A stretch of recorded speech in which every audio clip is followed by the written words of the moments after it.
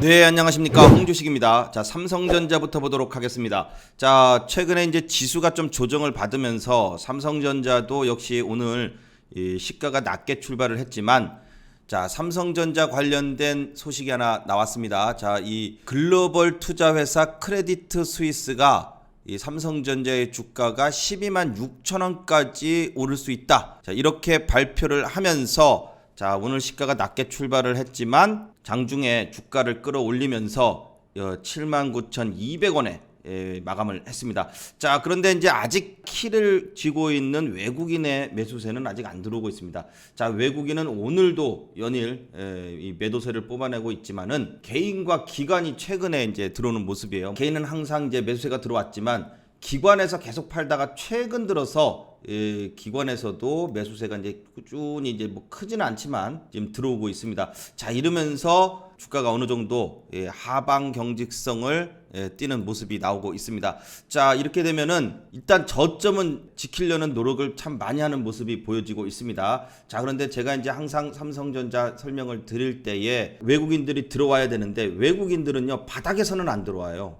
항상 외국인들이 들어오는 포인트가 보통 바닥을 찍고 자, 이렇게 주가가 이제 턴해서 변곡점이 형성됐을 때, 자, 이런 자리에서 보통 들어옵니다. 우리가 주식을 하면서 이 무릎에서 사서 어깨에 팔라고 이제 그런 얘기들을 많이 하잖아요. 발바닥이 어딘지를 알 수가 없기 때문에 그렇습니다. 자, 그런데 이 외국인도 마찬가지예요. 항상 보면은 주가가 이제 턴해서 올라가는 이런 변곡점 부근에서 외국인이 들어와서 또 이렇게 올라가다 이제 꺾여져요. 이게 꺾이고 나서 이제 또 외국인이 집중적으로 또 매도세가 나오게 됩니다. 자, 그래서 삼성전자가 78,000원대를 저점으로 삼고 추세가 전환되기 위해서는 일단 최근에 이 고점들이 이렇게 낮아지고 있다는 이런 말씀을 드렸는데, 자, 이게 지금 뭐예요? 이 21선을 기점으로 해가지고선 주가가 서서히 이제 낮아지고 있습니다. 자, 일단 21선부터 복귀를 해서 자, 21선과 61선 부근을 돌파를 해줘야 됩니다. 자, 이렇게 되려면은 바로 직전에 올라갔다가 이렇게 내려오고 또 올라갔다가 내려오고 이렇게 했던 이 직전 고점을 갱신을 해줘야 돼요. 자, 이런 모습이 좀 하루 빨리 좀 나왔으면 좋겠는데, 자, 일단 이렇게 되기 위해서는 가장 큰 이슈가 총수가 빨리 복귀를 해야 됩니다.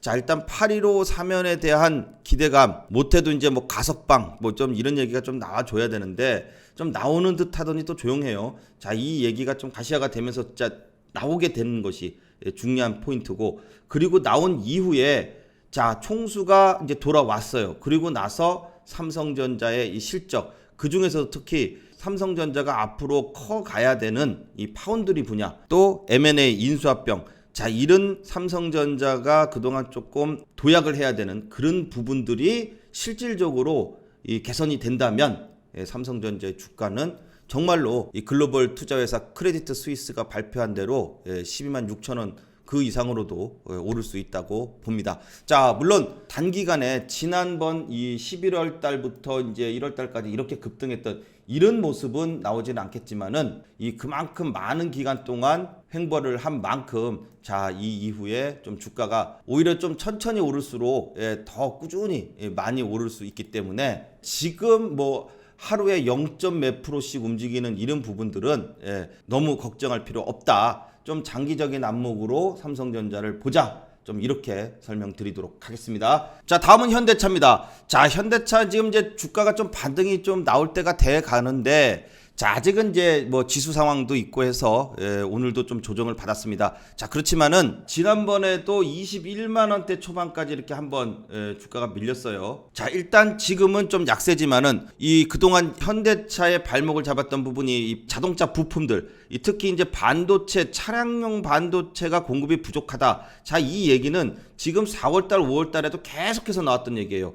자, 그런데도 차를 생각보다 많이 팔았다. 그래서 이제 6월 달에는 올랐단 말이에요. 그리고 나서는 실적 발표를 하고 나서 실적이 사상 최대 실적이 나왔어요. 근데 다음번 실적이 그 실적을 월등히 넘어줘야지 또 주가는 오를 수 있는데, 자, 그러지 못할 것 같다라고 해가지고 이제 주가를 갖다가 이제 빼고 있습니다. 자, 그런데 또 여기에 노조 문제도 항상 현대차는 좀 신경 써야 되는 부분인데, 자, 이런 부분들이 그렇게 오래 갈 것이라고 보지는 않습니다. 자, 왜냐면은 차량용 반도체는 또 하반기에는 좀 나아질 것이라는 자, 이런 전망도 계속 나오고 있고요. 그리고 또 노조가 3년 연속 분기 없이 임금 협상을 이제 타결을 했습니다. 자, 그러면서 이 노조 리스크도 이 전체적으로 봤을 때는 좀 약화되고 있다. 그러니까 현대차 입장에서는 좀 좋아지고 있는 것이죠. 자, 이렇게 평가받고 있기 때문에 어느 정도 또 조정이 있게 되면은 다음번에는 또 반등이 나올 것이라고 보는데, 자, 뭐 밀린다 하더라도 21만 원대 저점 부근 정도까지 또 오게 되면은 또 반등이 나올 수 있습니다. 자, 이 주가 계속해서 이제 하락할 수는 없거든요. 자, 지금 자동차 업계가 앞으로도 지금 전기차라든지 이 미래차에 대한 기대감이 어느 때보다도 지금 클 상태고, 이 전기차는 이제 시작되는 분야이기 때문에 이 4차 산업의 핵심이 또 이 전기차, 미래차에 대한 부분이 되죠. 자, 그래서 현대차도 마찬가지로 좀 긴 안목에서 보는 종목이죠. 자, 그렇다면은 지금 주가 조정세는 그렇게 크게 걱정할 부분은 아니다. 자, 오히려 주가가 이렇게 지금처럼 이렇게 조정을 받게 되면은 조금 더 싸게 접근할 수 있는 기회가 될 수 있다. 이렇게 보는 겁니다. 보시면 삼성전자, 현대차 자 마찬가지로 자, 지난번 11월, 12월, 1월 달까지 자, 이렇게 크게 한번 올랐어요. 자, 이렇게 급등하는 경우는 현대차로서는 참 드문 일입니다. 그죠? 자, 그렇기 때문에 자, 여기서 지금 조정을 갖다가 좀 올라갔다가 또 좀 조정받고, 자, 이런 부분들은 지금 길게 보면은 이제 박스권을 유지를 하고 있는 거고요. 자, 현대차도 항상 이 전고점 25만 원대, 정확하게 말하면 24만 9천 원이에요. 자, 여기를 좀 넘어줘야지 큰 시세가 나온다고 항상 말씀을 드리고요. 자, 그리고 또 전저점 부근이 21만 원대 초반입니다. 자, 이 부분까지는 조정을 받게 되면 내려올 수도 있겠구나. 왜냐하면 지난 3월 달에도 한번 내려왔어요. 3월 달, 4월 달에도 25만 원서부터 21만 원대까지는 조정을 보였다. 그래도 또 한두 달 지나서는 또 다 올라갔다. 자, 그렇다면은 3분기 실적이 또 나올 때쯤 되면은 현대차도 다시 주가가 또 반등을 해줄 것이다. 이렇게 보고 있습니다. 자, 그래서 21만 원대를 전저점 부근을 이탈하지 않고 버텨준다면은, 이탈하지 않고 이 부분에 온다면은 다시 한번 또 반등을 기대해 볼 수 있겠습니다. 자, 물론 21만 원까지 꼭 떨어진다는 얘기가 아니에요. 여기까지 공간이 있다. 자, 그렇지만 현대차도 리스크가 하나씩 줄어들고 있기 때문에 오히려 주가가 내려갔을 때에 이 저점의 타이밍을 한번 잡는 것이 중요하다. 이렇게 볼 수 있겠습니다. 지수도 그동안 많이 오른 만큼 자, 최근에 조금 조정을 보이고 있는데 항상 좀 조정이 나와야 또 올라갈 공간이 생기는 거죠. 지금 조정 보이는 것에 대해서는 너무 걱정할 필요는 없다. 항상 여러분이 이제 공포를 느꼈을 때, 아직은 그런 게 없죠. 공포를 느꼈을 때가 보면은 항상 최저점이었습니다. 이제 그런 얘기 지금 나오는 것도 아니고, 최근에 지수도 지지부진하고 대형주들이 지수와 연동되기 때문에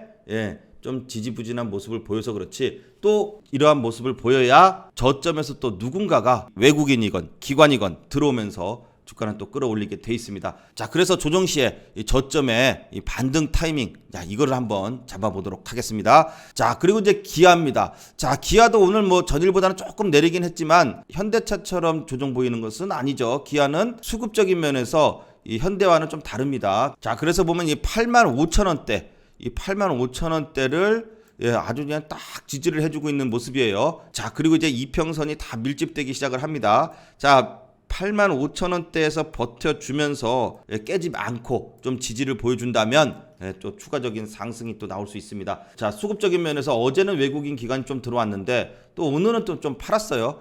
그렇지만 팔아도 8만 6천 원대는 버텨준다. 자, 이렇게 돼서 기아는 현대차보다는 좀 더 강한 모습을 보여주고 있고, 수급적인 측면에서도 샀다 팔았다를 반복을 하지만 뭐 계속해서 주회장창 파는 건 아니기 때문에 계속해서 박스권을 유지시켜 주면서 또 한번 상승의 타이밍을 노리고 있다. 이렇게 보실 수 있겠습니다. 자, 다음 이제 삼성 SDI입니다. 자, 삼성 SDI 전일에 21선을 딱 지지하면서 이 75만 원대로 돌파를 해주는 모습이 아주 좋았어요. 장중에 77만 원까지도 올라왔었는데, 자, 오늘도 이제 그 추세를 일단은 버텨주고 있습니다. 추세가 계속 가는가 안 가는가는 우리가 이 이평선을 보면 알 수 있어요. 이평선이 이 눕지 않고 계속해서 이렇게 우상향을 해서 이렇게 가고 있잖아요. 이러면은 이 종목은 지금 계속해서 추세가 유지를 하고 있구나, 계속 지속되고 있구나라고 평가를 할 수 있습니다. 자, 특히 이제 이 21선, 급등주는 이제 5일선, 11선 이거를 보는 거고, 그 다음에 이 대형주들은 일단 21선을 그 기준으로 본다고 말씀을 드리고 있죠. 자, 그래서 전고점 70만 원대를 돌파한 이후에 이 전고점을 이탈하지 않고 21선을 유지를 해준다면 주가는 이제 계속 상승 추세에 있다. 자, 그런데 이제 삼성 SDI 전고점이었던 이제 최고점이었던 이 80만 원대. 자, 여기는 이제 눈앞에 두고 있어요. 자, 그래서 꼭 여기까지 80만 원까지 올라가서 탁 찍었으면 참 좋겠지만은 혹 못 가고 밀린다 하더라도 자, 일단 이때부터요. 이날. 자, 이때가 언제죠? 6월 11일. 제가 이때 21선 돌파하고 거래량 터졌을 때 자, 이건 추세 전환이 됐습니다라고 이제 설명을 드리면서 이 5일선, 11선을 따라간다. 이제 이렇게 봤었는데 자, 많이 올라왔습니다. 예, 많이 올라왔고 또 2차 전지의 선봉을 이끌었던 삼성 SDI이기 때문에 자, 이 이후에 조정을 좀 받는다 하더라도 일단 상승세는 유지를 하되 70만 원만 이탈을 안 하면 주가는 좀 조정 이후에 또 갈 수도 있는 상황이 될 수도 있다는 거예요. 자, 물론 21선 이탈하지 않고 80만 원까지 찍어준 이후에 또 조정을 좀 보이다가 80만 원 돌파해서 90만 원, 100만 원까지 갈 수도 있는 것이죠. 자, 그렇게 되기 위해서는 수급이 계속해서 꾸준히 들어와 주는 모습이 이제 나와줘야 됩니다. 최근에 이 76만 원까지 77만 원 찍는 데에는 외국인과 기관의 쌍끌이 매수가 아주 이제 항목을 했어요. 자, 그리고 나서 이제 계속해서 돈이 들어올 수는 없으니까 조금 쉬었다가 또 들어오고 또 쉬었다가 또 들어오고 자, 이렇게 하면서 계속 이제 순차적으로 천천히 이렇게 올라가는 것이 훨씬 더 안정적으로 올라갈 수 있는 모습이 된다는 거죠. 자, 그래서 삼성 SDI는 21선을 기준선으로 보고 추가적으로 80만 원대를 향해서 가고 있다. 그렇게 되기 위해서 외국인 기관의 수급도 항상 체크를 하면서 21선을 지지해주면서 올라가기를 한번 기대해 보도록 하겠습니다. 자, 다음은 카카오입니다. 자, 카카오가 지금 보시면은요.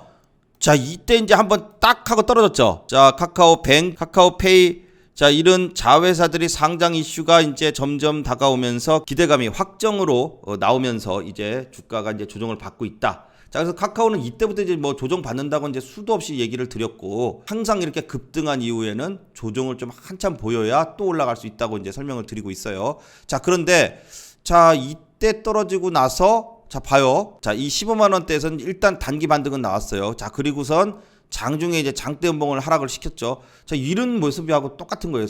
얘 보면 이렇게 떨어뜨리고 나서 다음 날부터 반등 주고 또 주가가 쭉 조정을 보여요. 자, 지금도 똑같은 패턴이죠. 떨어뜨리고 나서 반등 주는데 딱 거기까지 올라옵니다. 그리고 나서 주가가 다시 또 조정권에 들어서는데 이때부터는 거래량이 줄어들고 주가가 막 떨어지거나 그런 건 아니죠. 또 주가가 다시 안정권에 접어드니까 단타 치려는 애들이 또 싹 들어옵니다. 자, 최근에 지금 보면은 이 외국인 기관, 자, 이제 개인은 또 열심히 팔아요. 자, 개인들이 팔고 나서 주가가 버티면 어떻게 돼요? 반등이 나옵니다. 네, 바로 그 얘기를 하자는 거죠. 자, 그래서 지금 외국인 기관이 최근에 이 외국인도 한 5일 연속으로 쭉 들어오고 기관도 이 4일 동안 들어오고 자, 이러면서 또 한번 단기 반등이 나올 때 됐다. 추세가 타서 간다는 얘기라기보다는 반등. 주가가 지금 이제 조정권이니까 반등이라는 표현을 씁니다. 그래서 반등이 한번 나올 때가 됐다. 자, 그러면서 5일선 위에 안착하고 이제 11선 또 끌어내리고 있어요. 자, 주가가 더 이상 밀리지 않고 수급이 계속 들어온다면은 11선 위로 이제 탄다면은 한번 21선까지는 딱 찍으러 올라갈 수 있겠죠. 그렇지만 21선을 바로 돌파는 못 해요. 21선이 지금 강력한 여기서는 지지였었는데 여기 꺾이면서 이제 저항으로 바뀌었죠.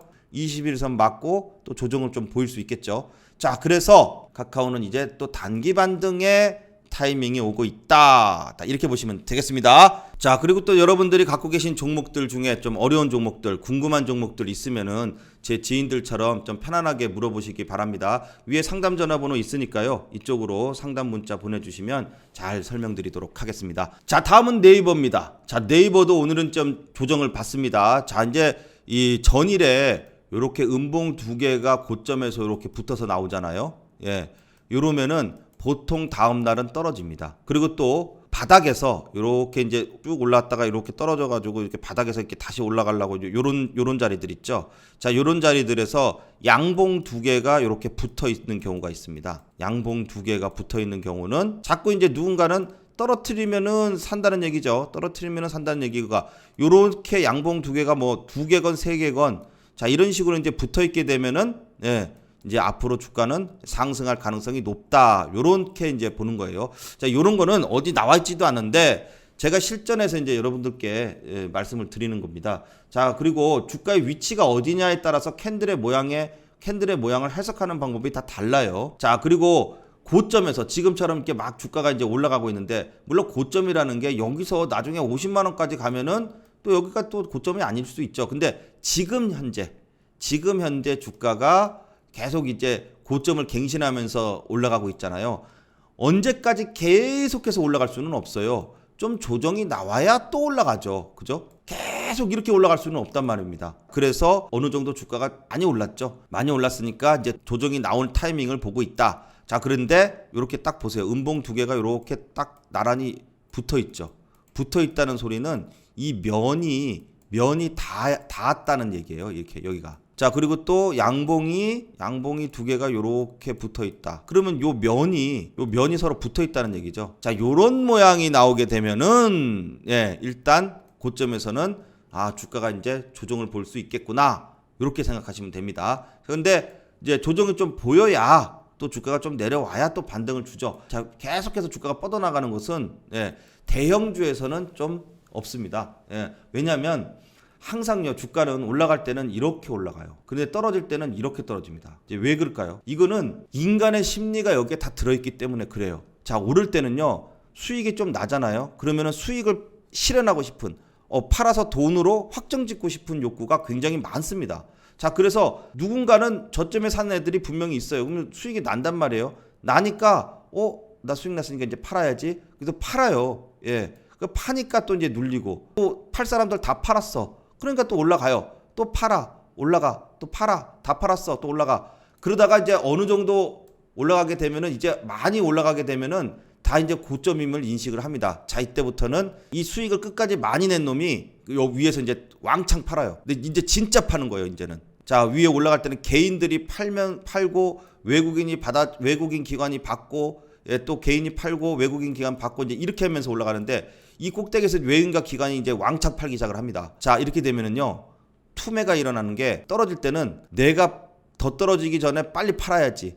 그러면 옆집 순이 엄마 뭐 앞집 철수 아빠보다도 내가 더 빨리 팔아야지 하면서 투매에 동참을 해요. 그래서 빨리빨리 떨어집니다. 떨어질 때. 자, 그런 심리가 예, 항상 주식에서는 작용을 한다. 특히 대형주건 소형주건 다 그런 식으로 이제 나오게 되는 거예요. 대형주는 그 지속성이 이 관성의 법칙처럼 그 지속성이 더 길어요. 그 대신 또 이제 소형주들은 그 시간이 빨라요. 빨리 떨어져요. 그러니까 급락을 하게 돼요. 자, 이러한 주식의 특성을 좀 알고선 해야 됩니다. 그렇다면은 네이버는 지금 조정받는 것은 어차피 상승 추세인데 좀 저가로 좀 내려와야 그래야 또 네이버를 사고 싶은 사람들이 좀 살 수 있겠죠. 지금은 매수 타점이라기보다는 단기 매도를 어디서 할까를 좀 생각해야 되는 부분이고 주가가 막 한참 떨어지고 나서 본인의 계좌가 나 지금 수익 뭐 30%야 뭐 40%야 이렇게 있던 게 수익이 한 20% 정도로 줄어요.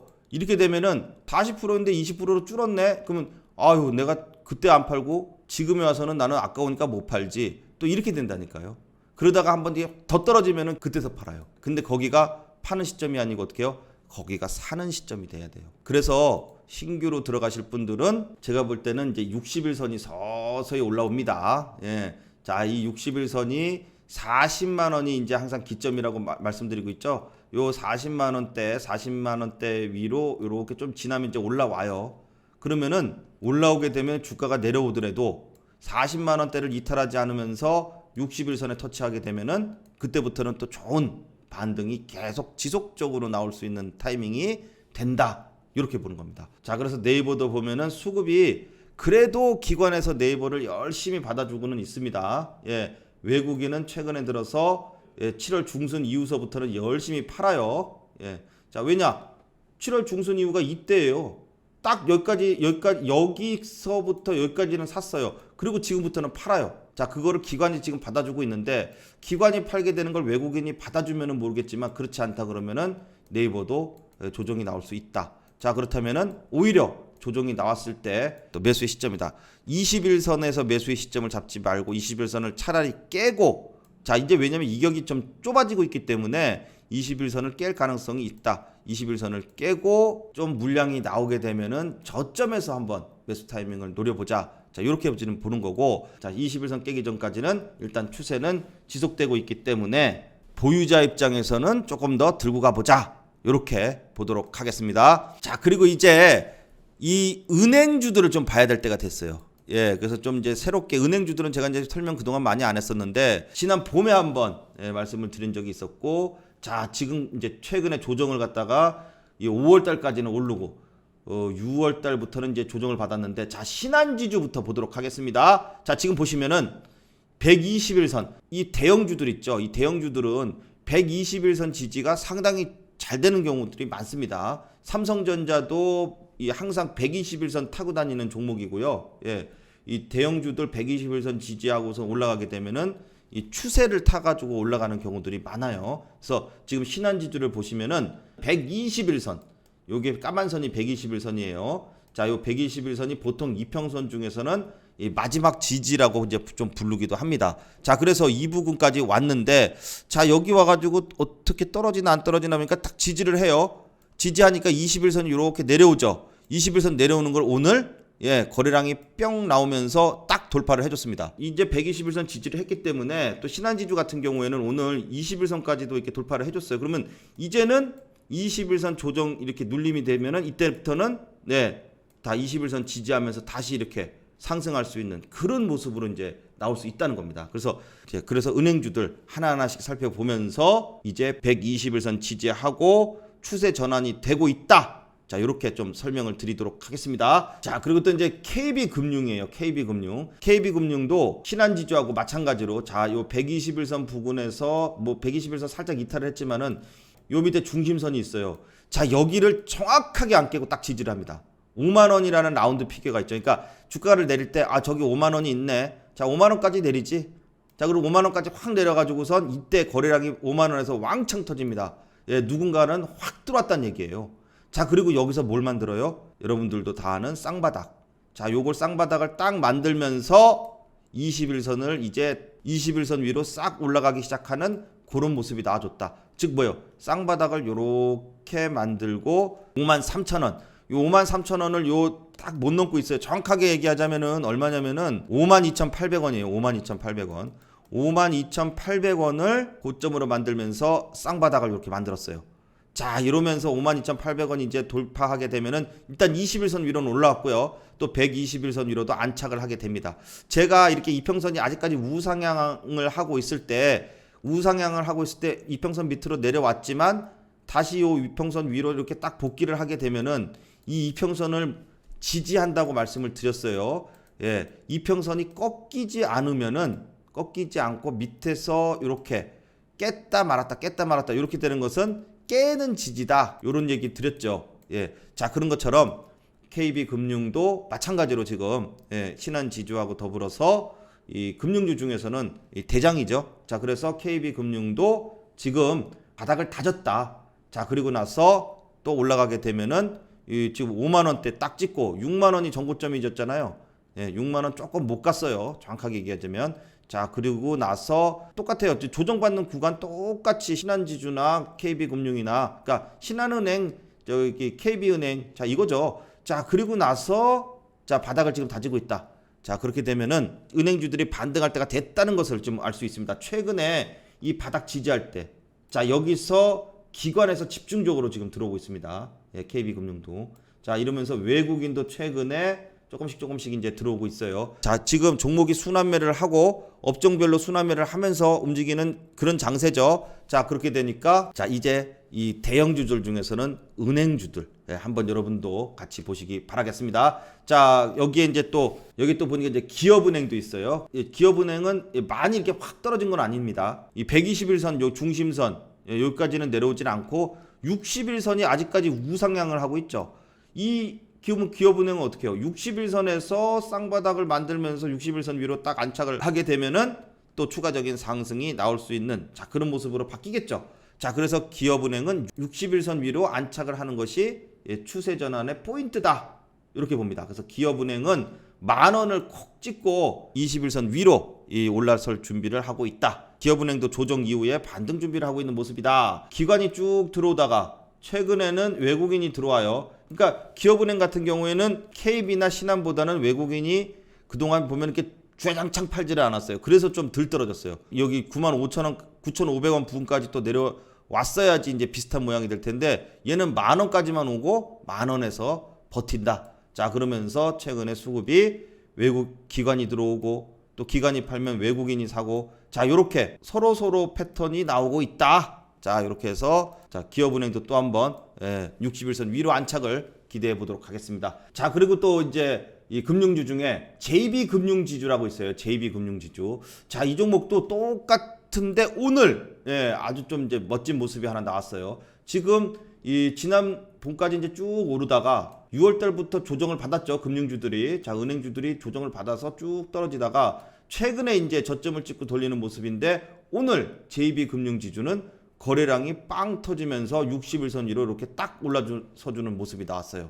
자, 이렇게 되면은 얘는요, 위에 이제 이평선이 없어요. 이 61선까지 완전히 이제 딱 돌파를 해줬어요. 그것도 거래량을 왕창 실리면서. 자, 누가 들어왔나 보니까 봐요. 얘는 기관에서 그동안 꾸준히 매수를 했어요.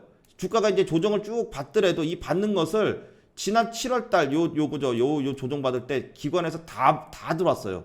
그리고 나서 최근에 이제 주가가 여기서 반등 요만큼 나왔죠. 요거를 누가 끌어올렸냐면은 외국인 기관이 쌍끌이로 들어왔어요. 그리고선 오늘 외국인도 39만 주, 기관도 34만 주. 자, 이 정도가 한꺼번에 빵 들어왔습니다. 쌍끌이로. 그동안의 이 저항대를 다 오늘 돌파시켜 줬다. 자, 그러면 JB금융지주도 이제는 또 한번 조정을 받더라도 또 반등이 나올 타이밍이 됐다. 이렇게 볼 수 있겠죠. JB금융지주도 또 한번 전고점을 넘어서 돌파해 주는 것을 한번 기대해 볼 수 있겠다. 이렇게 볼 수 있습니다. 자, 이렇게 좀 조정장 속에서도 또 이렇게 이 은행주들이 또 한번 저점을 다졌다. 이제 추세가 전환되고 있다는 것을 여러분께 알려드립니다. 자, 다음은 현대건설입니다. 자, 이렇게 조정을 받은 이후에 현대건설이 어떻게 되냐. 자, 이렇게 좀 보세요.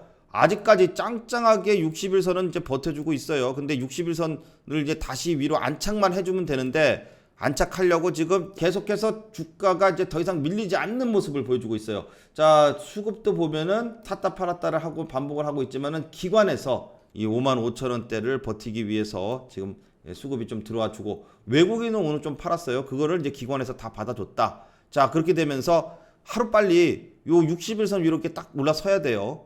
그래야 21선이 이렇게 내려오더라도 다시 올라타게 되면은 또 6만원대를 향해서 올라갈 수 있습니다. 자, 그래서 현대건설 일단 실적 발표 이후에 반등을 모색하고 있다. 수급도 기관에서 매수세가 들어오면서 60일선을 복귀하기 위해서 준비를 하고 있다. 이렇게 보실 수 있겠습니다. 자, 그리고 이제 또 이 DLENC입니다. 자, DLENC는 일단 145,000원대.